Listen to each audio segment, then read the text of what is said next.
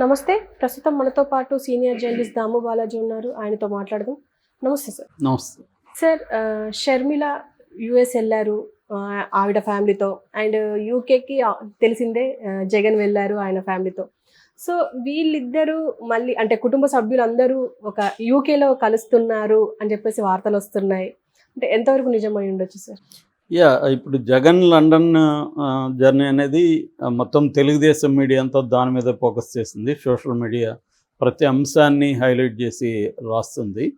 అంటే వాళ్ళకి అలవాటైపోయింది. ఎన్నికల ముందు ఎట్లాగైతే ఉన్నారో ఏమాత్రం తెలుగుదేశం మీడియాకి సంబంధించి పెద్ద తేడా లేదు. జగన్ మీడియా కొంత డౌన్ ప్లే చేస్తుంది. తెలుగుదేశం మీడియా మాత్రం విపరీతంగా ఫోకస్ చేస్తూనే ఉంది. అంటే ఫర్ ఎగ్జాంపుల్ ఇప్పుడు చంద్రబాబు కూడా వెళ్ళాడు అమెరికా. అంతకుముందు లోకేష్ కూడా వెళ్ళాడు. లోకేష్ వెళ్ళిందాన్ని ఎవరు పట్టించుకోవట్లేదు. చంద్రబాబు వెళ్ళిందాన్ని గురించి ఎవరు రాయట్లేదు. ఆయన ఎలా వెళ్ళాడు, ఆయనకి సెక్యూరిటీ ఏంటి, ఎన్ని గంటలు ఎక్కడ ఆగింది, ఇవేవి రాయట్లేదు.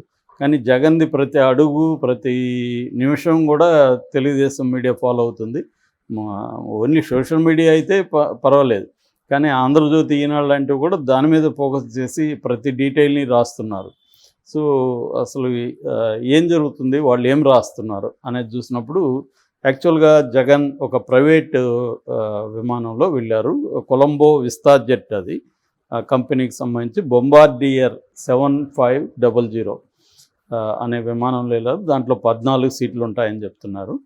సరే, ఆ విమానం గురించి పక్కన పెడితే నిన్నంతా కూడా లైవ్లో ఒక విషయాన్ని తెలుగుదేశం మీడియా హైలైట్ చేసింది. అదేంటంటే మళ్ళీ చూడు, జగన్ బుద్ధి పోనిచ్చుకోలేదు, డైరెక్ట్గా లండన్ పోకుండా ఆమ్స్టర్డామ్కి వెళ్ళాడు, అక్కడ ఎవరిని కలుస్తున్నాడు, కోర్టుని ఏమారుస్తున్నాడు, ఆ 4 గంటలు ఏం జరిగింది, ఇవన్నీ బ్రేకింగ్. మళ్ళీ అదే మార్నింగ్ వాళ్ళ పేపర్లో జరిగితే అదంతా ఏమీ జరగనట్టుగా, వాళ్ళు ఏమీ చెప్పనట్టుగా క్యాజువల్గా అసలు విషయం రాశారు. అసలు విషయం ఏంటంటే అక్కడ వాళ్ళకి ఇది ప్రైవేట్ ఫ్లైట్ కాబట్టి పర్మిషన్ అంత త్వరగా ల్యాండింగ్ పర్మిషన్కి టైం పడుతుంది. సో ఇవ్వలేదు కాబట్టి గాల్లో 47 నిమిషాలు చక్కర్లు కొట్టిండు, అక్కడికి ఇవ్వలేదు. దాంతో దగ్గరలో ఉన్న ఏదైనా చూస్తే ఆమ్స్టర్డామ్లో పర్మిషన్ దొరికింది. ఆమ్స్టర్డామ్లోకి వెళ్ళి ల్యాండ్ అయ్యారు.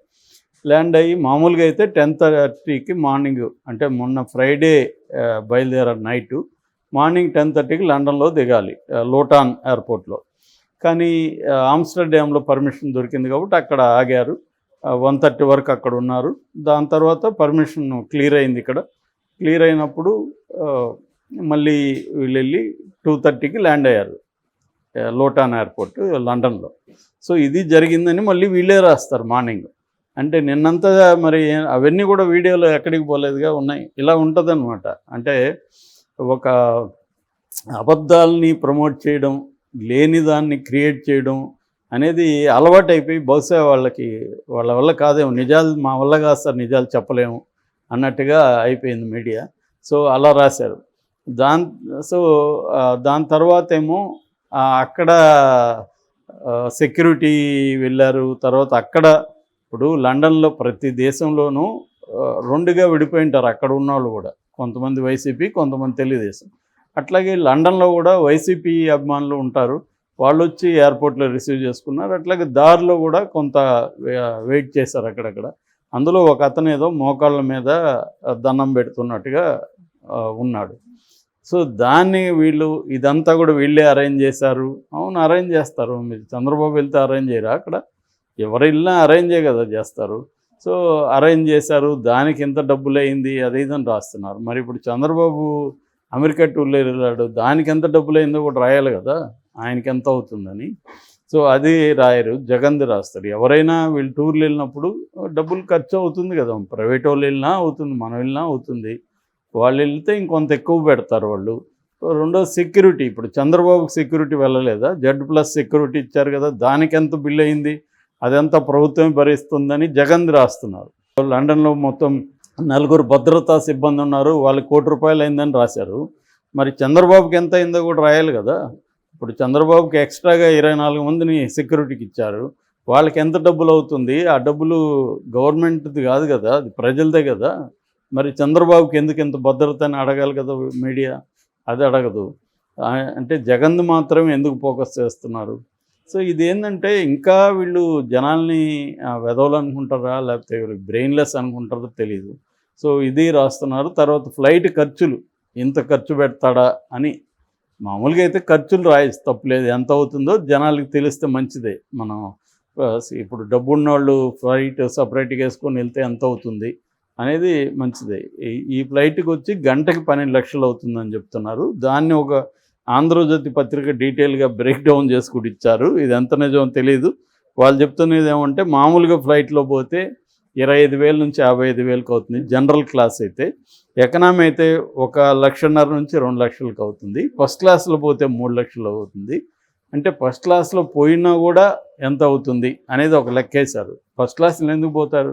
ఇప్పుడు పిఠాపురంలో జ్వరం వస్తే ఫ్లైట్ వేసుకొని పవన్ కళ్యాణ్ ఇక్కడికి వస్తాడు హైదరాబాద్కి, ప్రత్యేక ఫ్లైట్. ఒక జ్వరానికి ఆయనకి ఎంత ఖర్చు అయింది ఎవరైనా బ్రేక్ డౌన్ చేస్తున్నారా? వీళ్ళు జ్వరానికి అక్కడే చూపించుకోవచ్చుగా. పిఠాపురం ఉంది, పక్కన రాజమండ్రి ఉంది, అటుపోతే విశాఖపట్నం ఉంది, అక్కడ దగ్గరలో ఆయన చూపించుకోవచ్చు. ఎందుకు ఫ్లైట్ వేసుకొని ఇక్కడికి వచ్చి మళ్ళీ 3 సార్లు 4 సార్లు వారంలో పోయాడు. ఈయన ప్రతిసారి ఫ్లైట్లో ప్రత్యేక ఫ్లైట్లోనే వెళ్తాడు పవన్ కళ్యాణ్. మరి దానికి ఎంత ఖర్చు అవుతుంది అనేది లెక్కేస్తారు. ఇవాళ చాలామంది ప్రత్యేక ఫ్లైట్లు పెట్టుకున్నారు. చాలామంది ఓన్గా కూడా సినిమా వాళ్ళు కూడా పెట్టుకున్నారు. ఎందుకంటే దే కెన్ అఫోర్డ్. ఎకనామీ అనేది మారిపోయింది ఇవాళ.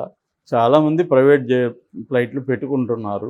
సో అది దే కెన్ అఫోర్డ్ కాబట్టి పెట్టుకుంటున్నారు. అట్లా జగన్కి వ్యాపారాలు ఉన్నాయి, జగన్కి పెట్టుకోగలిగే పరిస్థితి ఉంది, అతను పెట్టుకుంటున్నాడు. సెక్యూరిటీ అంటావా, ఎవరికి సెక్యూరిటీ ఉన్నా వాళ్ళ ప్రోటోకాల్ ప్రకారం అక్కడ కూడా వెళ్ళాలి. దాని బిల్లు పెరుగుతుంది ఖచ్చితంగా. సో ఇప్పుడు చంద్రబాబు వెళ్ళాడు, ఆయనకి సెక్యూరిటీ ఉంది, అక్కడ ఉండకుండా ఉంటుందా? అక్కడ బిల్లు పెరగదా? సో ఇవన్నీ ఏంటంటే మామూలు విషయాలను కూడా బ్లోఅప్ చేసి రాయడం వల్ల ఏమవుతుందంటే నష్టం వీళ్ళకే జరుగుతుంది. జగన్ మీద ఫోకస్ పెరిగే కొద్దీ జగన్ హీరో అవుతా వస్తాడు. ఎవరి మీద ఫోకస్ పెరిగింది అది గత కొంతకాలంగా అదే చేస్తుంది తెలుగుదేశం మీడియా. అంటే తెలియకుండానే మీడియా పార్టీకి నష్టం చేస్తుంది. సో అలాగే ఇది మొత్తం హైలైట్ చేశారు. ఇప్పుడు ఇంకొక కథనం వస్తుంది బయటికి. అదేంటంటే షర్మిలా జగన్ లండన్లో కలవబోతున్నారు అన్న ఇది వస్తుంది. సో వాటి కలిస్తే తప్పేంటి? వాళ్ళు బేసిక్గా ఫ్యామిలీ వాళ్ళు. సో జగన్ చెల్లెలు, అతనికి రాజకీయాల్లో గొడవలు ఉండొచ్చు. సో ఒక ఫ్యామిలీగా మీట్ అవ్వచ్చు. ఎందుకంటే విజయమ్మ అక్కడే ఉంది, షర్మిల పిల్లలు అక్కడే ఉన్నారు విజయమ్మతో. సో అట్లాగే జగన్ పిల్లలు అక్కడే ఉన్నారు. సో ఈ 2 కుటుంబాలు కలిసి కొన్ని రోజులు గడపచ్చు.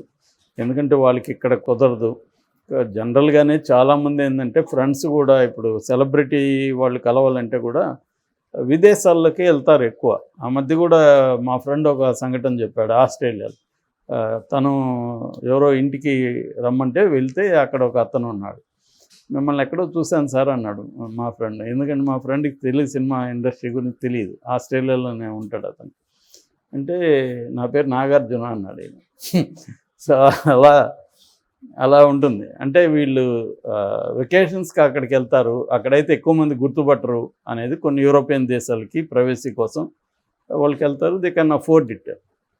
సో అలాగా జగన్ ఫ్యామిలీ కూడా అక్కడ కలవచ్చు, దానికి సంబంధమే ఉంది. సో కాకపోతే ఏంటంటే దీని నుంచి డెరివేషన్స్, జగన్ రాహుల్ గాంధీ టచ్లోకి వెళ్తున్నాడు, వీడియో కాల్స్ చేయబోతున్నాడు షర్మిలాతో కలిసి. ఎందుకంటే అక్కడ ఇప్పుడు సెంట్రల్లో బీజేపీకి సొంతంగా గవర్నమెంట్ ఫామ్ చేసే మెజారిటీ రాదని ఎక్కువగా వస్తున్నాయి విశ్లేషణలో. ఎన్నికలు జరిగే కొద్దీ ఒక్కొక్క ఫేజ్ అయ్యే కొద్దీ బీజేపీకి తగ్గిపోతుందని వస్తుంది. ఆ టెన్షన్ అయితే కనబడుతుంది అమిత్ షా అండ్ మోడీ దాంట్లో. ఆ కాంటెక్స్లో ఒకవేళ రేపొద్దున కాంగ్రెస్ ప్రభుత్వం అక్కడ కాంగ్రెస్ ఆధ్వర్యంలో ఇండియా కూటమి వచ్చే అవకాశం ఉంటే అప్పుడు నిజానికి వాళ్ళకి అవసరం జగన్ కంటే కూడా. ఎందుకంటే జగన్కి రేపు సీట్లు వస్తే వాళ్ళే అప్రోచ్ అవుతారు నిజానికి. సో జగన్ కూడా ఓపెన్గా ఉన్నాడు. రేపొద్దున అక్కడ ఎవరికి మెజారిటీ రాకపోతే మంచిదని ఓపెన్గానే స్టేట్మెంట్లు ఇస్తున్నారు వైసీపీ వాళ్ళు. ఎందుకంటే మా మద్దతు అడుగుతారు, అప్పుడు మనం ప్రత్యేక హోదాలను లేకపోతే బుందేలఖండ్ కైండ్ ఆఫ్ ప్యాకేజీను మనం డిమాండ్ చేయొచ్చు అనేది ముందు నుంచి జగన్ చెప్తున్నాడు. వాళ్ళకి ఎవరికి కూడా అక్కడ సింగిల్ పార్టీకి కంప్లీట్ మెజారిటీ రాకపోతే మనం డిమాండ్ చేయొచ్చు అనేది ఉంది. ఆ రకంగా రాహుల్ గాంధీతో టచ్లోకి వెళ్ళొచ్చు, తప్పేముంది. పొలిటికల్గా ఆల్రెడీ చంద్రబాబు ఇండియా కూటమిలో ఉన్నాడు. కాబట్టి రేపొద్దున రాహుల్ గాంధీ అక్కడ ఇండియా కూటమికి బయట నుంచి మద్దతు ఇవ్వచ్చు, లేదా అవసరమైతే కూటమిలో చేరొచ్చు. రాజకీయాల్లో ఏమన్నా జరగచ్చు కదా.